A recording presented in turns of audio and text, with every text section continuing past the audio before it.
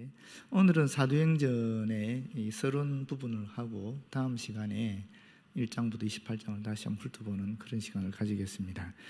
아시다시피 저자는 누가지요. 1장 1절에 보시게 되면 데오빌로에게 먼저 쓴 글을 언급하고 있는데, 이 먼저 쓴 글은 누가복음입니다. 누가는 수리 안디옥 출신의 헬라인인 것으로 지금 추측하고 있고요. 누가는 바울의 2차, 3차 전도 여행에 동행했고 로마에 갈 때도 같이 있었습니다. 사도행전의 우리라는 부분은 누가가 바울과 동행하고 있다는 것을 잘 알려주는 증거라고 볼 수 있겠습니다. 바울은 누가를 사랑을 받는 의사라고 골로새서 4장 14절에 언급하고 있습니다. 역사적 배경을 보게 되면 먼저 기록 연대인데요. 이 기록 연대는 주후 62년 또는 63년으로 보게 됩니다. 사도행전은 바울이 2년간 로마 감옥에 갇혀 있을 때, 그때 누가가 기록한 것으로 우리는 알고 있고요. 사도행전은 주후 64년에 있었던 네로의 박해에 대한 이야기라든지, 또 68년에 있었던 이 바울의 죽음이라든지, 또 70년에 있었던 예루살렘의 멸망에 대한 그런 암시가 전혀 없기 때문에 63년 이전으로 보는 겁니다. 그래서 62년이나 63년쯤 기록이 되었을 것이다 라고 생각합니다. 이 사도행전의 내용은 거의 약 30년 동안 일어난 그런 사건들을 기록하고 있습니다. 1장부터 7장까지는 2년간을 기록하고 있는데 주 33년에서 35년, 그리고 8장부터 12장은 13년간을 기록하고 있습니다. 주 35년에서 48년, 그리고 13장부터 28장까지는 14년을 기록하고 있는데 주 48년에서 62년까지입니다. 주 33년에 예수께서 승천하셨다라고 우리가 일반적으로 생각하는데, 그래서 주 62년쯤에 끝난 이 바울의 2년간 로마 투옥으로 예수님의 승천과 이 바울의 로마 가택 연금으로 이 사도행전이 끝을 맺습니다. 지리적 배경을 보시게 되면 1장 8절의 말씀처럼 이 예루살렘과 유대와 사마리아 그리고 땅끝까지 로마까지 가는 것으로 기록되고 있습니다. 예루살렘까지가 1장부터 7장까지, 유대와 사마리아가 8장부터 12장까지, 그리고 땅끝까지가 13장부터 28장까지입니다. 이 사도행전의 기록 목적을 보시게 되면은, 사도행전은 이 복음서와 또 서신서 사이에 어떤 존재하면서 이 연결고리를 하고 있습니다.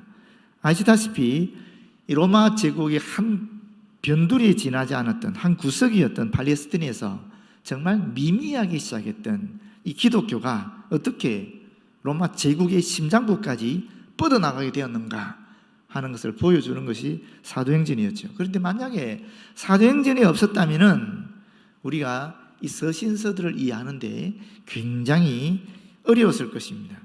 왜냐하면 신약은 예수님께 집중된 역사에서 아무런 사전 설명 없이 갑자기 어느 집단에 대한 서신 왕래로 비약하게 되기 때문입니다. 사도행전이 중간에 끼어 있으니까 예수 그리스도의 삶과 사역이 또 예수 공동체의, 기독교 공동체의 그 서신서들 관계에 있어서 연기를 해주는, 이해할 수 있도록 해주는 그런 역할을 한다라는 것입니다. 그래서 기록이 되었다는 것입니다. 두 번째, 사도행전은 교회 초기 역사를 선명하게 보여주기 위해서 기록이 되었습니다. 그런데 사도행전은 실제로 엄밀하게 따지면 이 사도들의 행적을 기록한 것이 아니라, 정말 엄밀하게 따지면은 우리 눈으로 볼 때는 사도들의 행적을 기록한 것 같지만, 그러나 실제로는 무엇을 기록하고 싶었느냐? 사도들을 통해서 역사하신 성령의 역사하심을 기록한 책이라는 것입니다. 그래서 사도행전을 성령행전이라고 이야기하기도 합니다. 세 번째는, 사도행전은 교회와 신앙을 비판하는 그런 기독교의 적대자들에게 변정하기 위해서, 기독교를 변호하기 위해서 기록되었다라고 합니다. 특별히 기독교를 적대시했던 로마 관리들을 많이 언급하면서 이 교회와 로마 제국 간의 관계를 종종 지적합니다.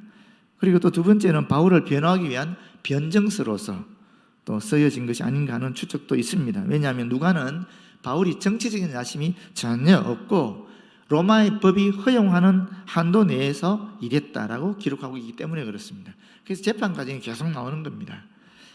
그 다음에 세 번째는 이 이방 종교의 분위기 속에서 생존하기 위해 힘쓰던 그 당시 초대교회 기독교인들에게 매우 강력한 그런 힘과 또 용기를 주었다라고 생각합니다. 그래서 그 초대 기독교인들을 위해서 기록되었다라고 이야기합니다. 세 번째 주제입니다. 크게 세 번째로 주제인데, 이 주제는 첫 번째는 교회 역사를 기록하기 위함이고, 두 번째는 증인에 대한 이야기입니다. 예수님께서 마태복음 16장 18절에 내가 내 교회를 세우겠다라고 말씀하셨거든요. 사도행전은 하나님의 교회가 어떻게 시작되고 확장되고 확산되었는지를 보여주고 있는 것입니다. 그래서 사도행전의 주제는 교회 역사다라고 말하는 것입니다. 두 번째는 증인에 대한 것입니다. 사도들이 가는 곳마다 긴장감이 조성되고 소동이 일어나고 그리고 교회들이 생기기 시작했습니다. 이게 기독교의 힘이거든. 사실은요, 기독교는 빛의 종교이기 때문에 어둠이 있는 곳에 가게 되면 당연히 이 빛과 어둠의 갈등들이 생기기 시작하고, 결국 여러분 어둠이라는 것이 빛의 결이 아니겠습니까? 깜깜한 것은 빛이 없기 때문에 깜깜한 거거든요. 그런데 촛불 하나, 성냥불 하나만 켜져도 환해지지 않습니까? 그런 것처럼 이 빛이 된 빛인 이 기독교가 들어가는 곳마다 어둠의 세력들은 물러나게 돼 있고, 그 물러나는 과정 속에서 갈등들이 생긴다라는 것입니다. 우리 한국교회 역사도 마찬가지였죠. 한국교회 수많은 성도들이 그렇게 억압받고 또 핍박받았던 이유는 그 이유 때문이거든요. 기독교가 들어오게 되니까 유일하신 신이 누군가? 하나님이시다. 그렇게 되니까 이 미신 같은 거 다 타파될 수밖에 없지 않겠습니까? 그런데 미신이 갖고 있는 가장 중요한 게 뭡니까? 기복신앙이거든요. 이게 잘 되기 위해서 빌고 있는데 하나님을 섬겨야 된다 그러니까 이게 엄청난 문제를 사실은 일으키는 것입니다. 여러분의 아버지, 여러분의 어머니, 여러분의 할아버지, 어쩌면 당대에도 그런 일이 일어날 수도 있지요. 그런 역사들이 사도행전에 계속 기록되는 것입니다. 사도들이 가는 곳마다 문제가 일어나는 것입니다. 지극히 당연한 일이라는 것입니다. 지금도. 두 번째 보시게 되면 대부분이 무식했던 소수의 지도자들이 문명을 궁극적으로 변화시키는 세계의 선교운동에 나서게 됩니다. 그런데 이것이 무력에 의한 혁명이 아니라 평화의 혁명이었다라는 것이죠. 무혈혁명이었다라는 것입니다. 기적을 목격한 보통 사람들이었거든요. 대단한 인물들이 아니었습니다. 보통 사람들이 하나님의 말씀에서 힘을 얻게 되었다라는 것입니다. 그래서 사도행전 4장 20절에 보게 되면 베드로가 이렇게 말합니다. 우리는 보고 들은 것을 말하지 아니할 수 없다. 직접 보고 들은 것, 체험한 것, 그것을 그들은 전했는데 그 약자들의 외침이, 약자들의 증언이 세계 역사를 뒤집어 버린 것입니다. 하나님께서 천사를 감옥에 보내서 사도들을 풀어준 목적이 어디 있는가 하는 것이 5장 19절에서 20절에 나오거든요. 거기 보게 되면 가서 성전에 서서 이 생명의 말씀을 남김없이 백성에게 전하라 하는 것입니다. 다시 말하면 왜 천사가 와서 베드로를 풀어줬는가? 이 복음을 전하게 하기 위해서. 그런 내용입니다. 정인의 삶을 살아가게 하기 위해서 그렇다라는 것입니다. 우리가 이 세상에 사는 목적이 하나님을 경험하거나 편하고 축복된 삶을 누리기 위해서였다라면은 생각해 보십시오. 그게 하나님께서 우리에게 예수님을 보내신 목적이었다 그러면은 우리가 죄를 용서받는 그 순간에, 예수님 나의 구세주를 고백하는 그 순간에 하나님께서 우리를 천국으로 데려가셔야 되는 겁니다. 그렇지 않습니까? 정말 우리가 예수 믿고 또 그리스도인이 되는 것이 정말 이 땅에서 축복된 삶, 또는 저 땅에서도 축복된 삶을 누리기 위한 것이 목적이었다 그런다면은 믿자마자 우리 천국 가버려야 되는 거잖아요. 그런데 주님께서 우리를 부르신 이유는 사실은 복음을 전하기 위해서 불렀다 하는 것이 사도행전의 기록 사도행전의 주제이다라는 것입니다. 그러면 사도행전에 나타난 예수님은 어떤 예수님인가? 부활하신 그리스도이십니다. 부활하신 그리스도는 사도행전에서 설교와 변호의 중심 주제입니다. 곳곳에서 예수께서 부활하셨다, 예수께서 부활하셨다, 예언된 그대로 부활하셨다. 그래서 예수께서는 우리의 메시아이시다, 구주이시다, 이런 이야기를 하고 있습니다. 앞에서 나온 것처럼 왜 바울이 감옥에 갇히는가? 예수께서 부활하셨다는 것을 증언했기 때문이다 라고 얘기하고 있지 않습니까? 부활하신 예수 그리스도, 이것이 바로 사도행전에서 이야기하고 있는 예수님입니다. 구절을 보시게 되면 이 사도행전에는 중간중간 교회의 성장 보고서가 기록되어 있습니다. 굉장히 많습니다. 여러 구절에서 나타나고 있고요. 또 재미있는 것은 사도행전에는 묘하게 이 베드로의 설교가 9편, 바울의 설교가 9편이 있습니다. 묘한 대칭을 이루고 있어요. 실제로 이 사도행전은 베드로와 바울을 비교하고 있습니다. 이 베드로에 대한 이야기가 1장부터 12장까지 나오고요, 바울에 대한 이야기가 13장부터 28장까지 나오는데 사도행전 12장 25절을 기점으로 해서 이 베드로와 바울로 사도행전이 딱 구분된다라는 거예요. 그런데 보시게 되면은 날 때부터 안전병이인 사람을 3장에서 베드로가 고칩니다. 그런데 14장에 보시게 되면 바울이 날 때부터 안전병이인 사람을 고칩니다.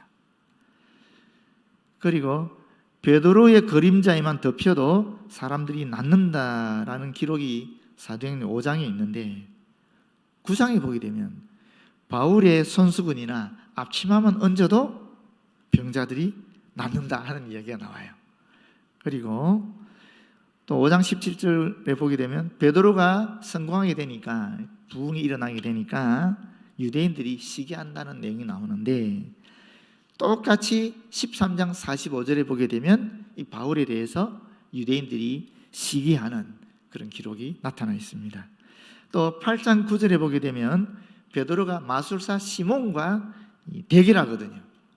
그런데 바울도 13장 6절에 보게 되면은 똑같이 마술사 바 예수와 대결하는 장면이 나옵니다. 또 9장 36절에 보게 되면 베드로가 다비다를 살리거든요. 그런데 20장 9절 이하에 보게 되면 바울이 죽은 유두거를 살리는 기록이 나옵니다. 그리고 12장 3절 이하에 보게 되면 베드로가 투옥되었다가 기적적으로 풀려나는데 16장 9절 이하를 보게 되면 바울도 감옥에 투옥되다가 기적적으로 풀려나는 그런 기록이 있습니다. 그래서 묘하게 이 사도행전은 이 베드로와 바울을 그렇게 대칭적으로 하고 있습니다. 그래서 혹자는 이 사도행전의 기록 목적 중에 하나가 바울을 변호하기 위한 것이 아닌가 이렇게도 얘기합니다. 사실 맞지요. 베드로는 유대인의 사도로, 바울은 이방인의 사도로 부름받았고 또 실제로 예루살렘 공의회가 그렇게 임명을 하지 않습니까? 그래서 베드로는 유대인 중심으로, 바울은 이방인 중심으로 선교했고, 그러다 보니까 초대교회 역사는 결국 베드로의 선교 사역과 바울의 선교 사역으로 나뉠 수밖에 없는 것이죠. 그걸 이 누가가 이렇게 기록했다라는 것입니다. 핵심 구절은 아시다시피 1장 8절이죠. 오직 성령이 너희에게 마시면 너희가 권능을 받고 예루살렘과 온 유대와 사마리아와 땅끝까지 이르러 내 증인이 되리라. 이 말씀 그대로 사도행전이 구성이 되어 있다는 것입니다. 예루살렘 증거, 예루살렘에 대한 전도, 그리고 유대와 사마리아에 대한 전도, 그 다음에 이 땅끝까지 전도를 하고 있는 모습을 보여주고 있는데, 그런데 우리말의 이 묘한 그러니까 이 그리스어와 우리말의 이 문맥이 조금 다르다 보니까 우리 성경을 읽어보게 되면 오직이라는 말이 성령이 너에게 임하시면 이렇게 연결되는 것 같잖아요, 우리말은. 그런데 원어적으로 보게 되면 이 오직이라는 말 어디로 연결되느냐 하면 너희가 권능을 받고로 연결됩니다. 이 오직이라는 말은 너희가 알아야 할 것은 바로 이것이다 하는 뜻이거든요. 여기 보시게 되면 1장 6절에 보시게 되면 그들이 모였을 때 예수께서 여쭈어 이르되 주께서 이스라엘 나라를 회복하심이 이때니까 하니 이르시되 때와 시기는 아버지께서 자기의 권한에 두셨으니 너희가 알 바가 아니요. 다시 말하면 예수께서 말씀하시는 이 강조점은 종말의 때는 알 바가 아니라는 것입니다. 너희들이 알아야 할 것은 뭐냐? 너희가 권능을 받아야 된다는 겁니다. 오직 권능을 받고, 그래서 이 오직이 사실은 권능을 받는 것과 연결되어 있습니다. 오직 너희가 권능을 받고라는 것입니다. 권능이라는 것은 성령의 힘이나 예수님의 능력과 관련되어서 사용하는 단어이지요. 특히 이 누가는 그렇게 사용하고 있습니다. 이 능력을 예수님의 사역을 시작한 위로부터 내려오는 능력인 성령의 힘으로 기록하고 있습니다. 그래서 누가복음 8장 46절이나 누가복음 9장 1절에 보게 되면 병을 고치시고 귀신을 제어하시면서 원수를 대적하게 하는 그런 능력으로서 하나님의 나라 확장과 관련된 필수 불가결한 그런 힘으로 묘사하고 있는 것입니다. 또 사도들의 사역과 관련해서는 성령을 통하여 임한 이 능력이, 이 권능이 사도들로 하여금 담대하게 복음을 전하게 하고 병자를 치유하게 하였다라는 것입니다. 바울에게 있어서도 이 권능은, 이 능력은 하나님께로부터 오는 인격적인 힘, 또 구원을 가져다 주는 그런 능력으로 묘사하고 있습니다. 이런 권능을 받아야 된다는 것입니다.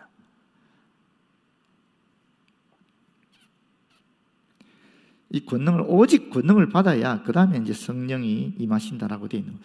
우리말하고 다르죠. 우리말에는 성령이 임하셔야 권능을 받는 것으로 되어 있는데, 오히려 그 원어적으로 보게 되면 오직 너희가 할 것은 권능을 받아야 된다는 거예요. 그럼 이 권능이 어떻게 오는가? 성령을 통해서 온다라는 얘기죠. 성령이 너희에게 임하시면 이건 너희 위에 임한다라는 것입니다. 너희 위에. 예수께서 세례를 받으실 때 성령이 비둘기같이 예수님의 위에 강림하지 않았습니까? 누가복음 3장 22절에 보게 되면, 똑같이 사도행전 2장 23절에 보게 되면 마치 불의 혀처럼 갈라지는 것들이 그들에게 보여서 각 사람 위에 하나씩 임하여 있다라고 얘기하고 있습니다. 임하시면 하는 말은 사실은 이 본동사 앞에 나타나는 그 이전에 일어났던 사건을 기록한 것이거든요. 그럼 이 문장에서 본동사가 뭐냐면은 권능을 받고 하는 것이 본동사입니다. 권능을 받고, 그리고 정인이 되리라, 이게 본동사예요. 그럼 이 권능을 받고 정인이 되기 위해서는 그 전에 무슨 일이 일어나는가? 성령이 임하신다라는 겁니다. 성령이 임하신다라는 것이죠. 다시 말하면 권능을 받는 것이나 예수님의 증인이 되는 것은 모두 성령의 임하심을 먼저 경험해야만 된다라는 것인데, 자, 문제는 여러분, 저와 여러분이 성령을 받았냐는 거죠. 우리가 성경에 분명히 나타나 있지 않습니까? 여러 번 말씀드린 기억이 납니다만은 이 고린도전서 12장 3절 하반절에 보게 되면 이런 말씀이 있어요. 성령으로 아니하고는 누구든지 예수를 주시라 할 수 없다. 우리가 예수를 나의 주님으로, 나의 그리스도로, 나의 메시아로, 나의 구세주로 고백한다라는 것은 내가 성령을 받았다는 증거이기 때문에 우리는 사실은 성령을 받은 사람들이고, 성령을 받은 사람들은 능력이 있다라는 겁니다. 성령의 능력이 우리에게 있다라는 거예요. 다시 말하면 우리는 누구든지 다 복음을 전할 수 있다라는 것이죠. 우리가 다 복음을 전할 수 있는 능력이 이미 우리에게 있다라는 겁니다. 단지 우리가 인식하지 못할 뿐이지. 말씀은 뭐라고 얘기하는가? 예수를 그리스도로 고백하면 이미 성령을 받은 것이고, 성령을 받았으면 능력이 우리에게 있다라고 지금 이야기하고 있는 것입니다. 그렇기 때문에 누구든지 복음을 전할 수 있는 것입니다. 예루살렘과 온 유대와 사마리아와 땅끝까지 이르러 하는 말씀이 있는데, 이 말씀을 보시게 되면 예수님은 복음을 예루살렘이나 유대에 국한시키지 않고 있는 거죠. 유대인들이 정하는 사마리아인들이나 또 이방인들이 거주하는 로마와 소아시아 지역의 사람들에게는 물론 땅 끝까지 전할 것을 명령하고 있습니다. 보면 가까운 데서 먼 곳으로 가는 것이 복음 전파의 원리라는 것을 알려주고 있지요. 그래서 이 말씀 그대로 제자들이 제일 먼저 한 것이 뭡니까? 성령을 받은 예루살렘에서 먼저 복음을 전한 거지요. 그 다음에 이 박해가 있게 되니까 그리스도인들이 유대 온 지역으로 먼저 퍼져나가서 복음을 전했지요. 사실 사마리아는 예수님 당시에는 복음 전하는 것이 금지되어 있었거든요. 마태복음 10장 5절에 보게 되면. 그런데 예수께서 부활하시고 성령이 임한 이후에는 사마리아에도 빌립을 통해서 복음이 전파되게 되는 것입니다. 땅 끝까지라는 것은 무슨 뜻이겠습니까? 여러 가지 의미를 해석할 수 있습니다. 문자적으로는 이 땅 끝까지라는 말은 땅의 최극단까지라는 뜻입니다. 지구상에서 갈 수 있는 곳에서 가장 끝을 땅 끝이라고 볼 수 있는 거죠. 문자적으로는. 그런데 그 당시 사람들에게 땅 끝은 어디였겠습니까?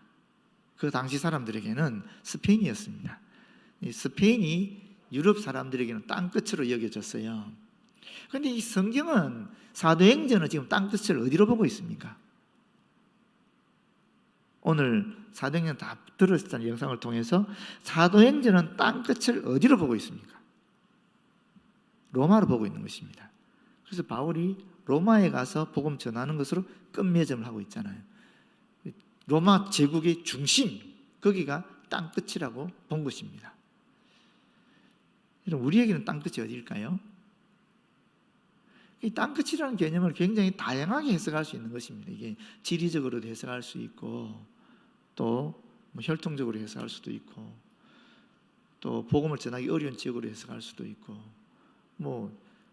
제가 지난번에도 이런 우스개 얘기한 것 같은데, 이게 제 옆에 있는 사람이 이렇게 보면 제일 가까이 있지만 지구는 동그라니까, 지구는 동그랗기 때문에 이렇게 가면은 제일 끝이라고도 볼 수 있는 것이거든요. 그래서 사실은 내 옆에 있는 그 사람이 땅 끝일 수도 있는 거예요. 내 아내나 내 남편이나 내 자식이나 내 부모나 내 형제나 이런 분들이 어쩌면 땅 끝일 수도 있는 거예요.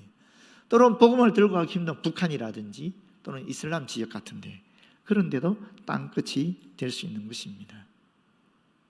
그런데 주님이 이렇게 얘기하는 이유를 우리가 자세히 보게 되면 더 중요한 의미가 있어요. 이것은 종교적이거나 감정적이거나 민족적이거나 지리적인 장벽을 사실은 넘어서라 하는 예수님의 명령이라고도 볼 수 있습니다. 왜 그런가 하면은 유대교의 본산지인 예루살렘의 복음을 전하는 것은 사실은 종교적인 장벽을 허무는 것 아니겠어요?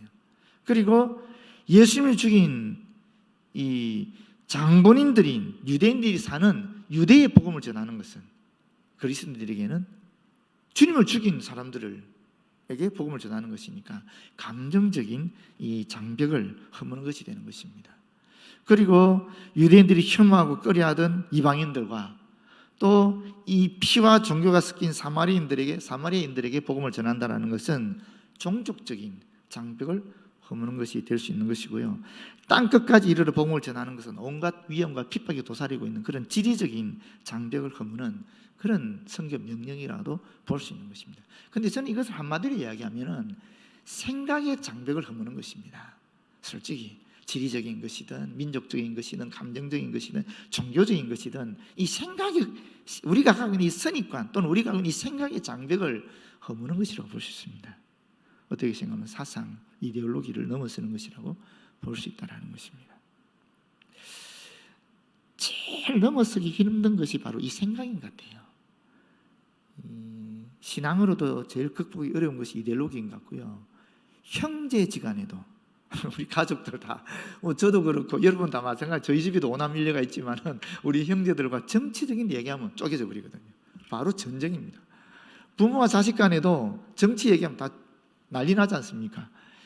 제일 극복하기 어려운 것이 이 사상의 장벽인 것 같아요.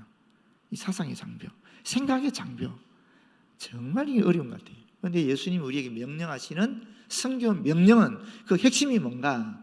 이 생각의 장벽, 사상의 장벽, 우리가 천원 울타리를 넘어서라라고 이야기하고 있는 것입니다. 이것이 가장 위대한 예수 그리스도의 선교 명령인 것입니다. 여러분이 넘어설 수 없는 생각이 막힌 곳, 거기가 바로 예루살렘일 수도 있고 또 유대일 수도 있고 사마리아일 수도 있고 또 땅끝일 수도 있다라는 것입니다. 내 증인이라는 말이 나오지 않습니까? 내 증인이 되리라. 직접 보고 들은 바를 확인하고 증언할 수 있는 사람이죠. 종종 성경에서는 순교자라고 이야기하고 있습니다. 스데반에게 22장 20절을 보게 되면 증인이라 그럽니다. 또 계시록 17장 6절을 보게 되면 성도들이 예수 때문에 흘린 피를 증인의 피라고 그렇게 기록하고 있습니다. 그래서 이 증인이라는 말과 순교라는 말은 사실 우리 성경에서는 같이 취급하고 있다는 것입니다. 다시 말하면 증인이 된다는 것은 예수님에 대해서 단순히 입으로 증거할 뿐만 아니라 내 삶과 온 생명을 다해서 증거하는 그런 사람들이 증인이라는 것입니다. 저희 외숙모에 대한 얘기를 지난번에 말씀드렸잖아요. 저희 외숙모가 돌아가셨는데 기도하는 분들이 이런 말씀을 해주시더라고요. 하나님께서 저희 외숙모에 대해서 평하기를 순교자적인 삶을 살았다 이렇게 얘기하시더라고요. 그게 굉장히 유족들한테는 위로가 됐거든요. 비록 실제로 순교한 아니지만 이분의 삶 자체가 순교자적인 삶을 살았다라고 얘기하시더라고요. 지금 저나 여러분이 지금 순교하는 현장은 아니잖아요, 저희가 지금. 그러나 우리가 증인의 삶을 산다라는 것은 이와 같은 순교자적인 삶을 우리 일상에서 살아가는 것을 얘기하는 것입니다. 단순히 예수 그리스도의 복음을 입으로 전하는 것이 아니라는 겁니다. 예수 그리스도를 증언하는 삶이라는 것은 내가 내 삶 속에서 끊임없이 나를 부인하는 내 십자가를 짊어지어 나가는 그런 순교자적인 삶을 살아가는 것이다 하는 것입니다. 그런 삶을 예수님의 제자들 또 초대교회 그리스도인들은 살았기 때문에 기독교가 강력한 능력, 강력한 복음의 메시지로서 전 세계 인류들을 변화시킬 수 있었다는 것입니다.